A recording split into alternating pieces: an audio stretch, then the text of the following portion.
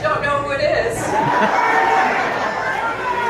A man that I was so proud to be one of the first 2 or 3 elected officials in this state to endorse him back in November when I wasn't even running for anything. But I did it because I knew that his was the prophetic voice that would pull our country back to where it needs to be. This is a man that has inspired me and you and millions of people across our country to see that we really do have a future that we can believe in. This is a man who has spoken truth to power over and over again, even when it seemed like nobody was listening. But let me tell you, America was listening. This is a man who has drawn together the strands of racial justice, economic justice, and social justice to weave the tapestry of what America can and must be. A man that I hope to serve with in the United States Congress and who will continue to lead the way for our revolution. Please help me welcome Senator Bernie Sanders.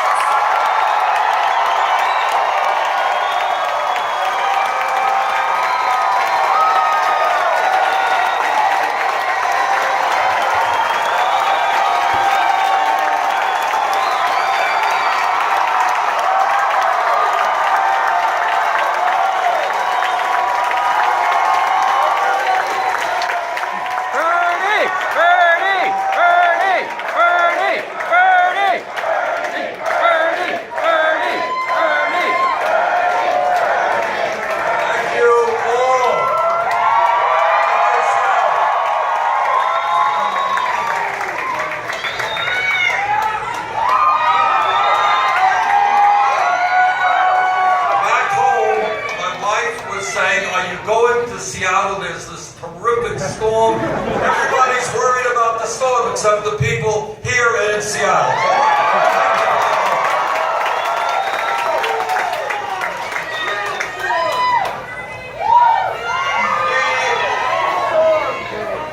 I was going to give you a long and brilliant speech, but Pramila just gave it to you. I can be a little bit longer. It seems to me that we live in enormously difficult times. And what motivates me is not just my concern in general about this country, but I have 7 very, very beautiful grandchildren. And I want them to grow up in a beautiful country that all of us can be proud of.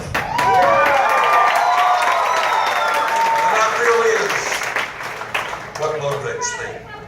I am focusing now, and the reason I'm here is for 3 separate issues. Number 1, I am going to do everything that I can to make certain that Donald Trump is not elected president.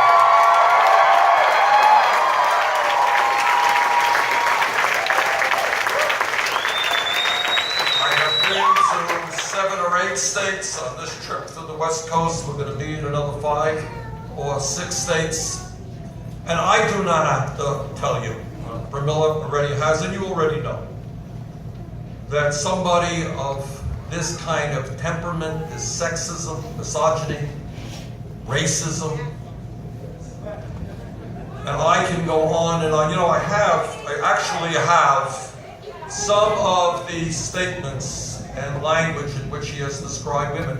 I cannot use that language. It is too ugly and too embarrassing. Thank you. Somebody like this must never, ever become president of the United States.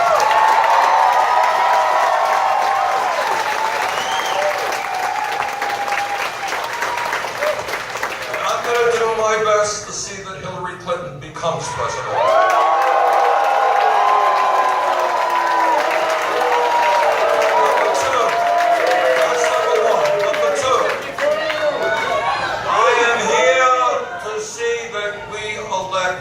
Pramila to the United States flag. And I'll tell you what, I served 16 years in the House before I went to the Senate. There are a lot of smart people in the Congress, but you know what? They don't have the guts to stand up and fight.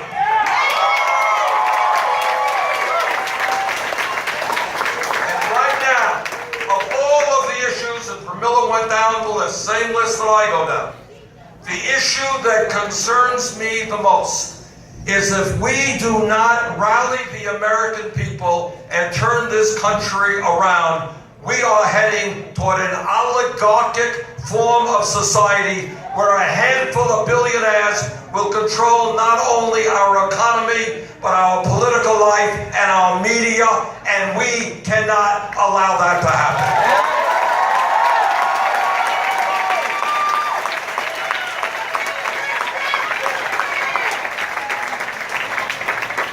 Number three, and this maybe is the most important point, it's beyond Trump, it's beyond Pramila, and that is that the day after the election, we have got to mobilize the American people to make sure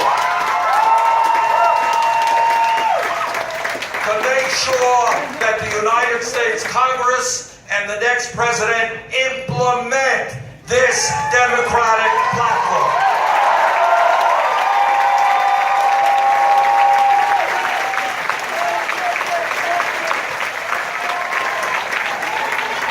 Pramila just mentioned, this platform is far and away the most progressive platform of any political party in the history of this country, and you guys made it happen.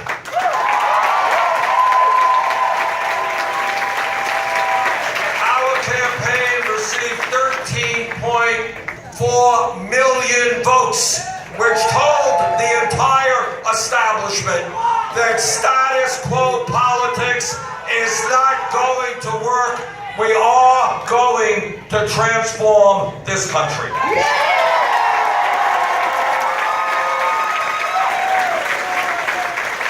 And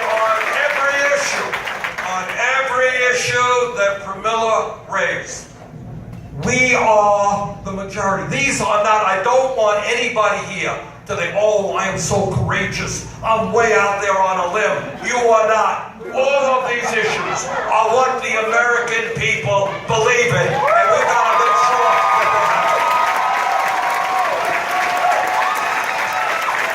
The people who are out on a limb, the people who are fringe, it's not Pramila, it is people who want to give tax breaks to billionaires. It is people who do not even recognize the reality of climate change, let alone are willing to transform our energy system. Those are the fringe candidates. And what our job is to bring millions of people together to create a government and a set of policies that represent all of us and not just the 1%. That's tough stuff. That is tough stuff. Election day is clearly an important part of the political process. It is not by any means all that politics is. We win when we stand together, when millions of people stand together.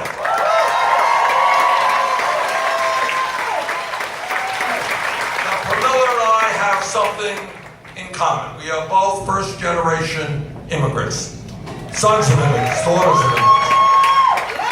My family came from Poland. Her family came from India. But what we know, and this is why it is so important to destroy everything that Donald Trump stands for. What Pramila knows and what I know is that what we are most proud of in this country is our diversity. That is our strength.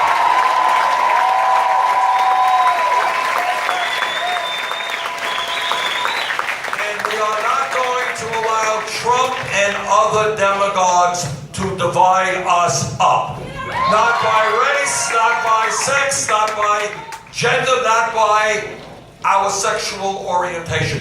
We will stand together.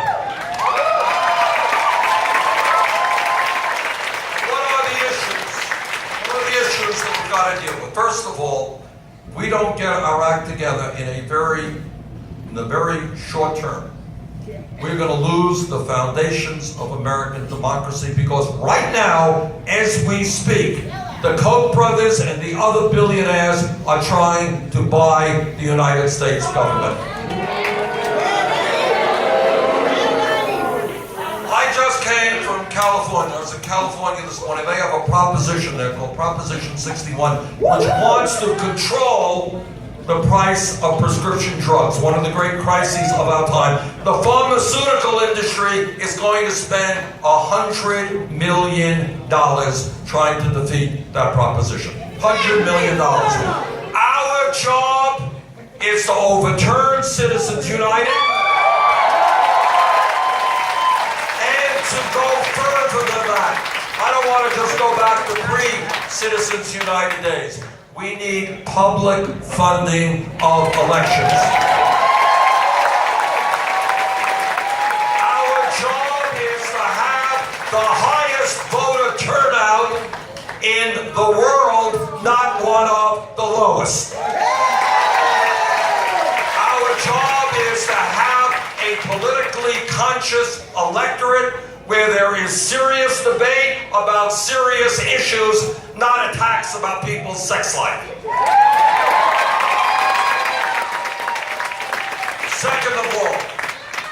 Second of all, we have, as I know all of you know, a rigged economy. And what that means, and this is important, we are not a poor country.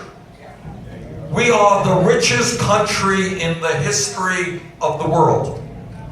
The problem is that nobody knows that because almost all of the wealth is going to the top 1%, and 58% of all new income is going to the top 1%. I know that this is a radical idea, but we have got to inject morality into the political process. And the moral issue of our time is whether it is appropriate for the top 1/10 of 1% to own as much wealth as the bottom 90%. Whether it is appropriate that in the last 16 years we have seen a 10-fold increase in billionaires. 10-fold increase in billionaires from 51 to 540, while the middle class continues to shrink. Our job, and it is not easy, and you're going to have to stand behind Pramila as she fights these fights. She can't do it alone. But our job is to tell the billionaire class, sorry, you no longer are going to have it all.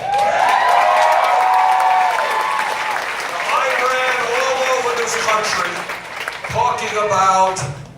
talking about a rigged economy and a broken tax system. And yet on one day, Donald Trump did more to explain how corrupt our tax system is than anything I could have done.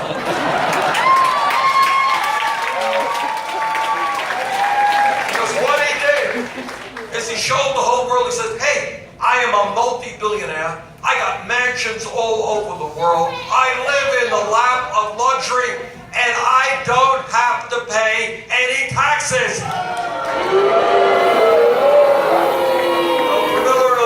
Some news for Donald Trump and his billionaire friends. You are going to start paying your fair share.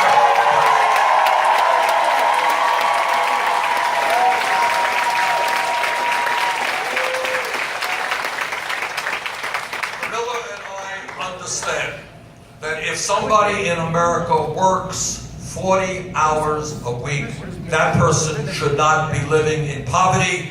We're going to raise the minimum wage to $15 an hour. And while I am here in Seattle, let me thank, that's right, all of the folks here in Seattle on the city council, for all of their effort and all your effort. You have led the country.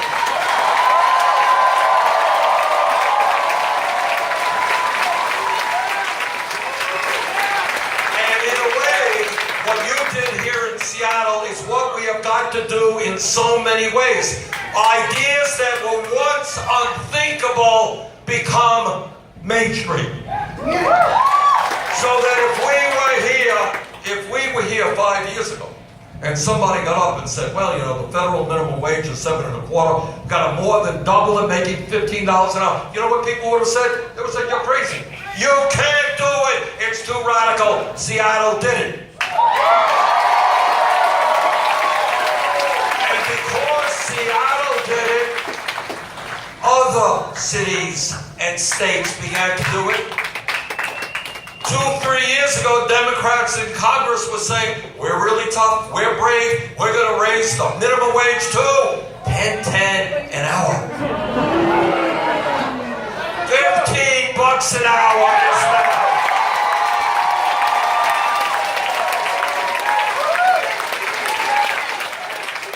So that is the point and why we need dozens of Pramilas in the United States Congress. Because when you speak up and you fight for justice, what seemed impossible suddenly becomes mainstream when you have the courage to fight for those ideas.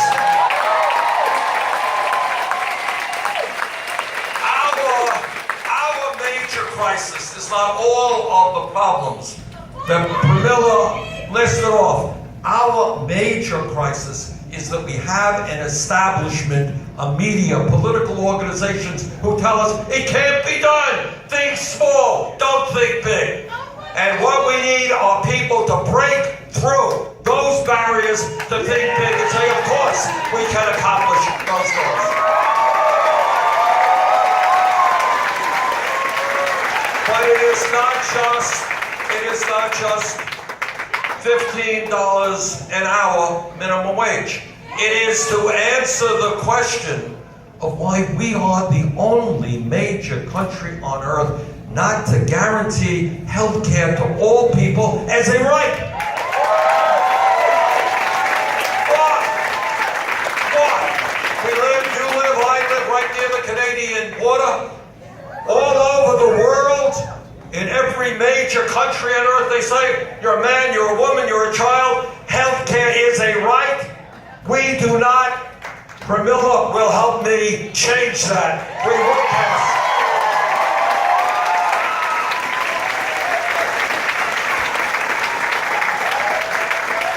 We will pass a Medicare for all system, and then your grandchildren, 40 years, 50 years from now, will look back and say, hey, Grandma, Grandpa, you're not really telling me the truth. There was never once a time in America when people were sick, they couldn't go to a doctor, or they got bankrupt because they went to one. That's not true. That's what the political revolution is about. But it is not just $15 an hour minimum wage. It's not just health care for all. Right now, and I want you to think about this, how insane and vulgar this is.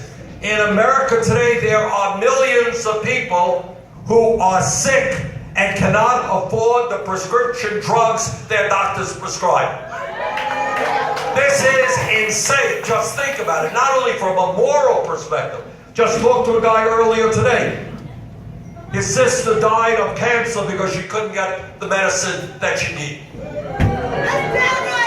But it is not only that people are dying and getting sicker than they should, but at the same exact time, as elderly people in Seattle are cutting their medicine, their pills in half, last year, the 5 major drug companies made $50 billion in profit. Children can't get the medicine they need. Elderly people can't get the medicine they need. They make $50 billion in profit, the 5 major drug companies. Our job is to inject morality into politics and to say, to say to the pharmaceutical industry and the insurance companies, healthcare is not about making billions in profits. It's providing quality care to all of our people.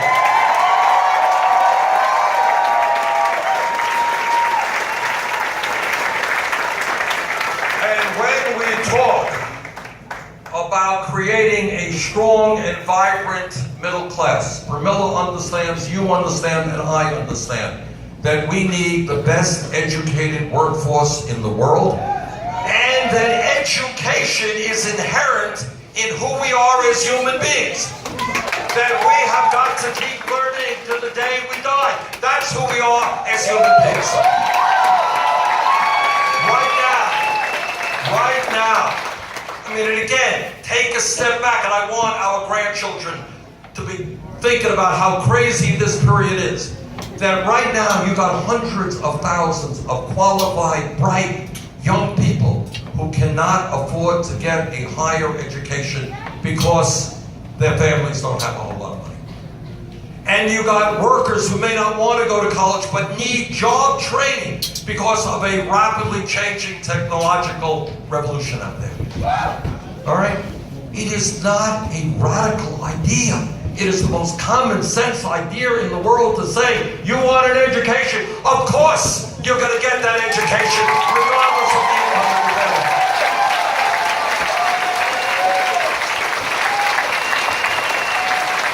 No, we're not going to give tax breaks to billionaires or allow large multinational corporations who make billions a year not to pay anything in taxes.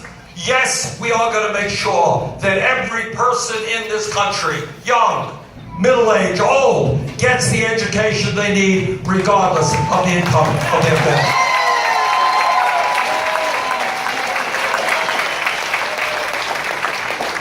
That is why I believe that we must make public colleges and universities tuition free.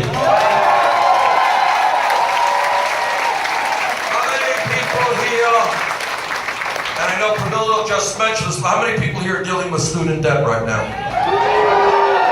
What kind of interest rates are you paying? What kind of interest? How much? 8? How much? 7.5%. $70,000 a day. How much? 9%. All right. Okay. All right. She's got a woman here who's been paying her debt for 10 years. Okay. Okay. This is what we've got to do. What we have got to do as a nation is understand that when people leave school, they should be able to begin their lives with excitement, not be saddled with outrageous levels of student debt. So I think that for a start, when you can buy a car at 2% interest rates, refinance your home at 3%, you should not be paying 7 or 10% interest rates on the loan. You should be able to refinance those loans. Second of all, we put money some years ago, many billions of dollars, into the National Health Service Corps. Now what that is not a widely known program, but it's a program that says if you want to practice medicine or dentistry or be a nurse or a psychologist, somebody in healthcare, and you are prepared to go to underserved areas, of which there are many in our country, we will forgive that debt.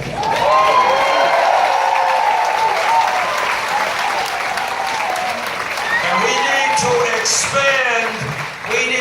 expand that concept. We need great teachers.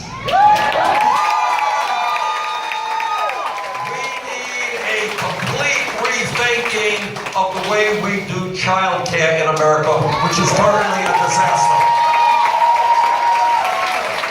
And we should be prepared to forgive the debts of anybody who goes into public service.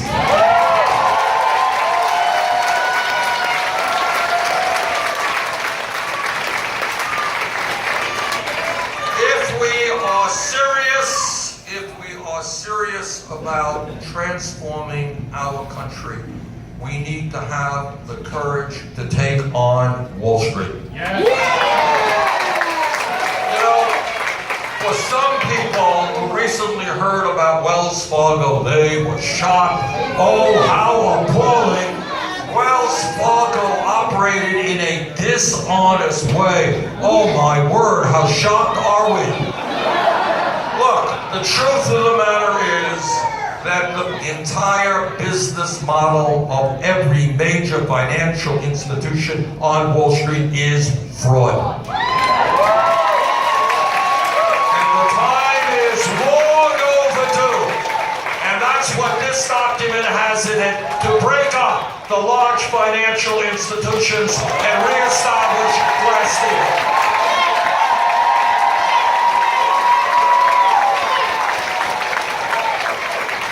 When we talk about outrages in this country, one of the great outrages that we face, that should shock every American, regardless of their political views, is we have more people today in jail than any other country on earth.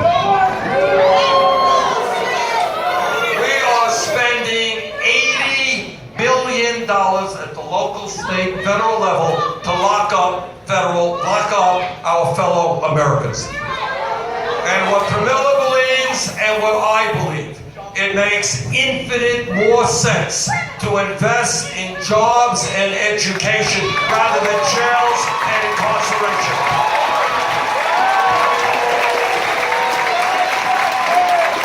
Instead of sending young people to jail and wrecking their lives, let's have them help rebuild our crumbling infrastructure and earn a decent wage.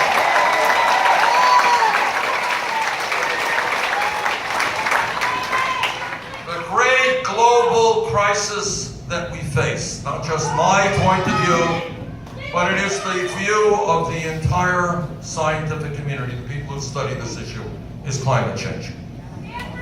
And we have got to, it seems to me, have the courage to take on the fossil fuel industry and transform our energy system away from fossil fuel to energy efficiency and sustainable energy. And yes, we will stand with our Native American brothers and sisters.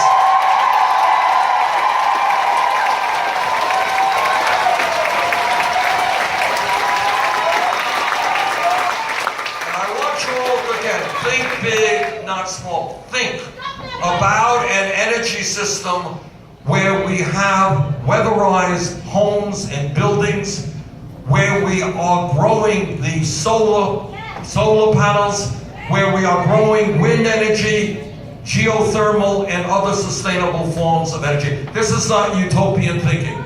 This is simply taking on the greed of the fossil fuel industry and telling them that their short-term profits are not more important than the future of this planet.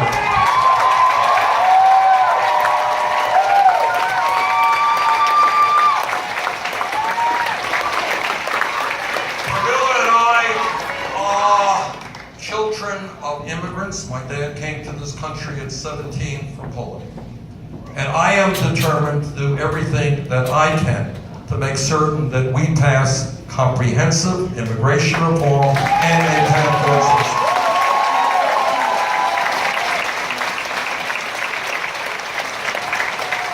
Everybody in this room understands that real change never takes place from the top on down, it's from the bottom on up. That's why Pramila mentioned a few moments ago that it's not about her, it's about we. And if you think about the struggles of workers over the last century, and you think about how many went to jail and walked picket lines in order to form a union, if you think about the civil rights struggles over the last 200 years, where incredibly brave people incredibly brave people stood up and said that America will not be a racist society.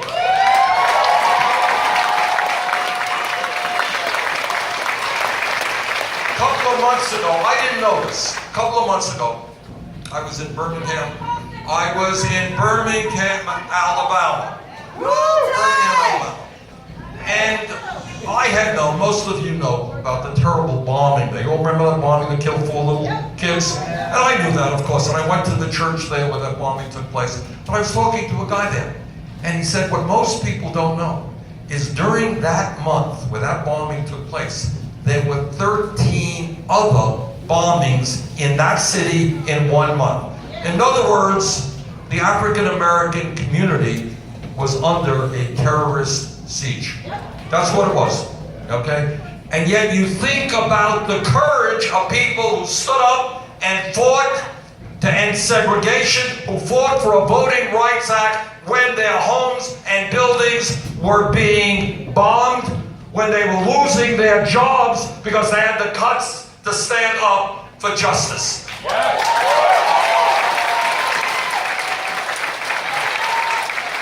I want you to think, some people don't know this, the children, by and large, don't know this. 100 years ago today, women in America, they weren't running for office, they didn't have the right to vote, couldn't get the education or the jobs they wanted. But women and their male allies said, sorry guys, sorry Mr. Trump, we will, or the Trumps of his time, we women will determine our future, not you.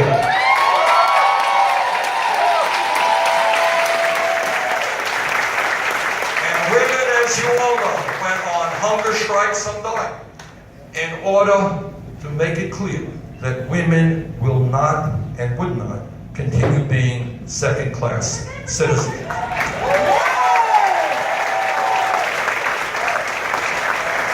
And a more recent example, just think, if we were here 10 years ago, here in Seattle, and somebody jumped up and said, I think, that within 10 years, our gay brothers and sisters will have the right to marry, other people would have said, you're nuts. This country is much too homophobic. It'll never happen. It happened because the gay community and their straight allies stood up and fought back.